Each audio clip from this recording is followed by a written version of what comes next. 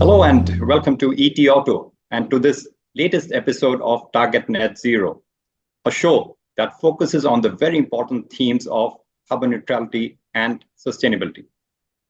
This particular episode is rather special for a couple of reasons. It's the first episode where we are going to discuss sustainability in motorsports. Well, sustainability and motorsports, many of us may think don't go hand in hand, do they? Anyway, we'll find out in the course of this discussion today. And secondly, who better than a woman leader to have as a guest in this episode of the show, which is getting recorded on International Women's Day? Well, it's my pleasure to welcome Giulia Pallé, Vice President Sustainability at Formula E, the world's first fully electric single-seater racing series, which, by the way, completes a decade of scorching tracks around the world this year. So, Giulia, welcome to the show. Thank you very much. Thanks for having me.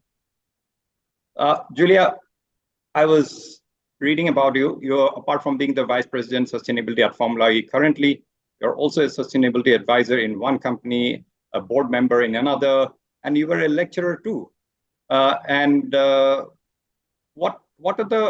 What makes you such a strong proponent of sustainability, and that too in an area where perhaps sustainability is not a very common fit? Thank you. I think what I've been very lucky with is to study sustainability at the time that it was the very beginning of sustainability as a concept. And so I'm a sustainability expert by training, and I've had the chance to apply it in an environment that I find fascinating for many reasons, which is motorsport. So I'm really trying to support the sports in general industry to elevate their game, really raise the bar in terms of sustainability. And that's why you see me involved in different organizations to try and support others in really making sure that sustainability is understood correctly, is applied in the different organizations, but also is championed really, because this is a new way, I think, of seeing and the world and doing business. Okay, Giulia, tell us now, in terms of planning for Formula E, how do you go about? Because be it a Formula One race or a Formula E race, a huge amount of logistics, and of course the kind of emissions also in both Formula One or Formula E. Formula E may not be directly from the cars, but overall there's indirect lot of emissions there. And to plan something, it must be a Herculean task, right? So how do you go about planning to ensure that it's carbon neutral at the end of the day? Absolutely. Planning the event is a key part of our role and a key part of the sustainability strategy and impact at Formula E. In essence, we've been measuring the entire carbon footprint of the championship since day one, or day zero, as we say, we're net zero since day zero. And that means that we have a very good understanding of the carbon footprint of everything that revolves around organizing the series, transporting the cars, the electricity that is used to power the cars and the event, the food that is being served, the spectators coming to our events. And so in essence, 70% of the carbon footprint revolves around logistics. So as you rightly said, this is a very important part of the footprint, the main part of the footprint. But what we do is that we work very closely with our logistics partner, DHL, and we work on establishing a sustainable freight roadmap. And that means that we've been continually working to reduce the carbon footprint related to the freight, but also introducing innovative measures. We use road freight and sea freight that is 100% powered by renewable energy, biofuels. And we take as much as possible a clustered approach. So when we race in one region, we try and combine, or we try and use different sets that will travel around the world, but by sea freight, to avoid as much as possible air freight. We're also looking together at longer term solutions, innovative solutions, such as sustainable aviation fuel. And that's how we've been able to continually decrease the carbon footprint of the freight-related impact of the championship.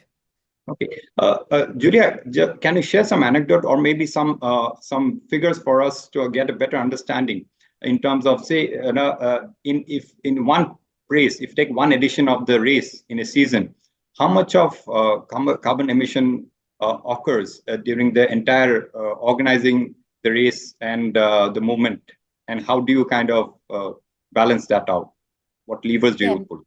So in essence, the carbon footprint of the championship is averaging 36,000 tons of CO2 emissions, which in the grand scheme of things represent probably, the annual emissions of 36,000 European people. So it's we're talking a relatively small impact in the grand scheme of things. But again, at the level of Formula E, everything is monitored and is taken into account and considerations. What is important, just to give you a couple of examples, is that we've been working, for example, with the racing teams, because in the logistics, we transport the racing cars, obviously, around the world. And so in 2 years, we managed to decrease all the logistics related to the teams, especially the travels of the car, by 6%. And that's material, because our science-based target commitment means that every year we need to decrease by 5% the carbon footprint of the series until we reach a 45% decrease by 2030. So this is a very good example of collaboration across the series, and also how much racing teams are taking sustainability seriously and supporting us in making sure that we walk our talk. Okay, and this in this season, I believe we already have had 2 races done, and 11 teams. And if you take 2 cars for each team, we are talking about 22 cars at least. And tell us, at the racetrack, Formula E has also an added interest because of the technology, propulsion technology. Unlike the ICE technology in Formula One, we are talking about battery electric vehicle, as we all know, is also a mega trend in the global automotive industry. So tell us, in terms of technology transfer from the track to the road, because be it Formula One or Formula E, all stakeholders, industry stakeholders, invest in them as much as for the motorsport, as much as it is for technology development. And tell us, in these 10 years, what kind of transfer has happened, and how are the stakeholders looking at it to maybe not transfer the technology more to the roads? Absolutely. So Formula E was created to be a technological laboratory to advance all technologies, research and development around electric vehicles in general, obviously with a strong focus on batteries, because it was the part of technology that needed to be looked after a bit more, especially when we think about 10 years ago. And in essence, we've had fantastic results. One of my favorites is Jaguar. No surprise that also we have the biggest lineup of car manufacturers in the world joining the championship, because they all have a very strong commitment to switch to electric vehicles. And so Jaguar, for example, managed to introduce a battery software update, giving 10% extra lifetime to their batteries into all the Jaguar I-Pace cars, directly coming from the learning and developments that they had done from their Jaguar I-Pace support series that they were running with us in the championship. So imagine in the world, all Jaguar I-Pace users getting 10% extra battery life, thanks to the research and development done in Formula E. Another example, to give you a sense of why it's so important for car manufacturers to be joining us, is Stellantis Group. Obviously, Stellantis Group has a huge commitment to become 100% electric vehicles or hybrid driven by a very short timeline. And so for them, they are using Formula E as a real technological platform and race to road transfer they say that in the group, the long-term innovations that are developed in the championship are only 4 years. So it means that the highest level of technology developed in the championship by Stellantis will be in the cars that you and I will be driving 4 years after, which is a very, very short cycle when you think about innovation and when you think also about the cost of innovation. Most of the time, innovation is expensive and will take time to trickle down in everyday society. It's not the case in Formula E, and it's on purpose because we want to raise the bar of the entire automotive industry to make sure that electric becomes basically the mass market solution, is affordable, and that the technology is the most, efficient, reliable, attractive possible. Okay. Are you expecting any more automakers also joining the fray? We're working on that. Okay. For this season, 2024 season, what are the key targets, especially which you are responsible for? So this year, we have an ongoing commitment to remain in line with our CO2 emission reduction targets, in line with science-based targets, which means that year on year, we need to decrease the carbon footprint by 5%. And I call that the X challenge because I need to reduce the CO2 emissions while we are growing the championship as a whole and the number of races. So we need to be continually more efficient. And as I mentioned, DHL and the logistics efforts in terms of sustainability, improvement, and innovation is playing a key role on that, as well as the fact that we are powering all the car charging and aiming to power all the events with renewable energy all across the world. And believe me, this is a challenge because sourcing renewable energy everywhere is sometimes very difficult, but we're getting there. And then we have also a very strong target when it comes to social impact. It's International Women's Day, as you mentioned, and social impact is a key pillar of Formula E. We were created, our mission is to accelerate sustainable human progress. So meaning to support people in living a more sustainable lifestyle. And the social impact element is key. So we've taken a very strong step in increasing Girls on Track, which is our grassroots female talent development program, supporting or elevating all the STEM topic, the technical topics for young girls aged between 8 and 12. And so we will deliver Girls on Track at every single event this year, which means that in just one season, we're going to double the amount of young girls that would have been exposed and impacted by those workshops, content, driving electric cars, and also meeting the teams and the drivers to have a first foot in the industry and be able, if they want to embrace a career in motorsport. And last but not least, always remaining at the top of what is considered the best in class and standards in sustainability.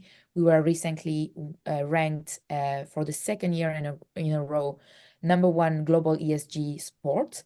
And that's a big pride for us, which is something that we are continually trying to work on and improve to remain at the very top.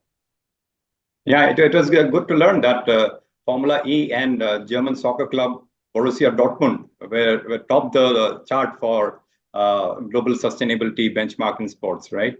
So Yes. that's congratulations to you and the team. Thank you. And good to know about the other initiative that you're taking. And talking about young women, it reminds me. I mean, a couple of days ago, it was announced that one of your drivers, Reem Al Aboud, set a new record in terms of acceleration from 0 to 60 miles per hour.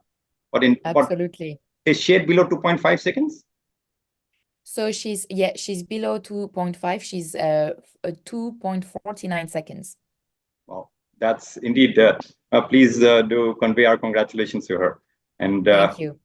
And it's been a very exciting moment, especially because Reem is also coming from Saudi Arabia, where just a few years ago, women were not able to drive. So it's a fantastic story also about breaking the barriers, for female empowerment altogether in the world. Indeed, that's another reason why this feat stands out all the more.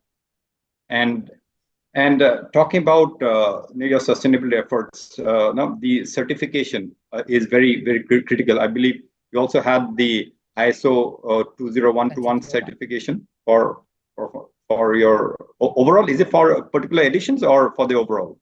It's for the entire racing series. So ISO 22201, which is the international standard for sustainability in events, is basically certifying that everything that we do is conceived through the lenses of sustainability in planning and delivering, while also strategically taking the direction of the championship as a whole. So sustainability basically is the backbone of everything that we do, which starts with the mission of the championship, which is to accelerate sustainable human progress. And so when we have any questions or are, refocusing strategically the direction of the championship, we go back to this, bigger principle of making sure that whatever decision we make, we need to accelerate sustainable human progress. I know a lot to talk about, but I know we are short of time.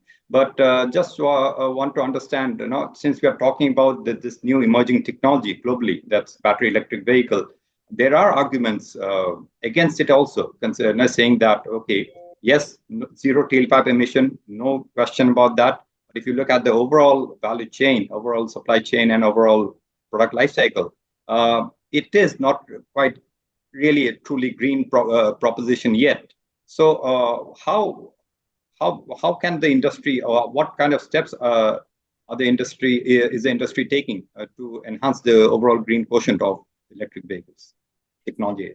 It's a very important point that we've been working on since the very beginning, making sure that the vehicles, especially the batteries, are as sustainable as possible.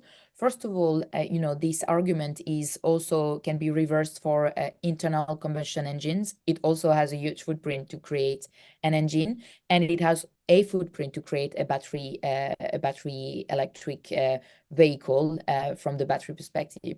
What we've been doing since the beginning is, one, making sure that the batteries and the minerals are sourced in an ethical way.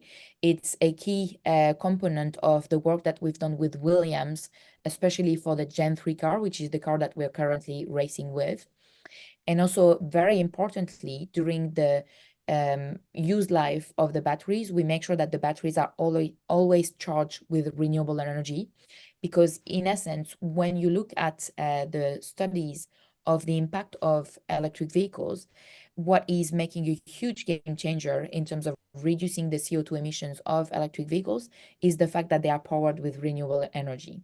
And so we've always taken that as, a leadership example, making sure that people would see that our racing cars are powered with renewable energy all the time since the beginning. And last but not least, the end of life, which is also something that is very important, because we completely know that there are some rare minerals in the batteries of electric vehicles, but there are solutions to recycle them and to repurpose them in a closed loop coming back to the batteries. So there are companies in the world that are able to recuperate those minerals and to recycle them. So over 95% of most of the metals in the Formula E batteries are recycled, meaning they are recycled at the same level of performance that they were entering. So you just have a 5% efficiency loss. And also the lithium, you're reaching probably the 80% of recuperation rate that is then reinserted. And what we've done is that we've asked again our battery supplier to recuperate those minerals and to reintroduce them into the next year's battery cells that we will be using. So we are currently in season 10, which means that the season 10 cells will come back in season 12 in terms of the minerals that were used and manufactured, to showcase that you can use circularity and lead by example when it comes to the batteries, and that you can have a real sustainable operations also from this point of view. Indeed, like the technology that go into the vehicle, good to see these kind of efforts taking shape at the track and contributing towards the circular economy. Lastly, I believe you are also a sustainability advisor for Extreme E, and also the Raceport Championship, Electric Raceport Championship. Just give us a kind of idea of how different are the dynamics there. Well, it's both I would say a very natural flow, because Extreme E and E1 are sister organizations to Formula E in the sense that it's all created by the same founder, Alejandro Agag, the founder of Formula E and the serial electric entrepreneur. But also it gives different insights and perspective into the electric revolution. Extreme E is about SUVs. So, I mean, a step closer to the everyday production cars and SUVs that people will be driving. Let's remember that it's the most demanded segment of type of cars by consumers. So it's very important to make sure that we improve the technology around SUVs, make them more efficient and more sustainable altogether. While E1 is on a new and different segment, which is the maritime industry. And the maritime industry is probably where the automotive industry was 15 years ago, which is just at the start of the electric revolution. And it's fantastic to have a racing championship to be an accelerator, literally, from the technological point of view, to really bring on board those new technologies that will need to be transferred into the rest of the boats and, you know, like all the segments of the maritime industry, because we rely heavily, we're in a very global and connected world, and the maritime industry is a key element of us being connected, exchanging, doing business between countries and so on. But we need to do it more sustainably and more efficiently, and that's the point of E1. So before we end, so what would you say to those who say that no, motorsports and sustainability can't go hand in hand? Well, I would say that I understand before Formula E was born that it was something that seemed paradoxical. But I think that since Formula E has proven that racing and reason, or motorsport and sustainability, can powerfully coexist, and actually that they reinforce each other. If we go back to the piece today related to REAM, breaking the speed limits, but also breaking the social barriers, I think it's a perfect illustration of showcasing that actually motorsport and sustainability go hand in hand together. Indeed, that's a very good note to end this conversation with you.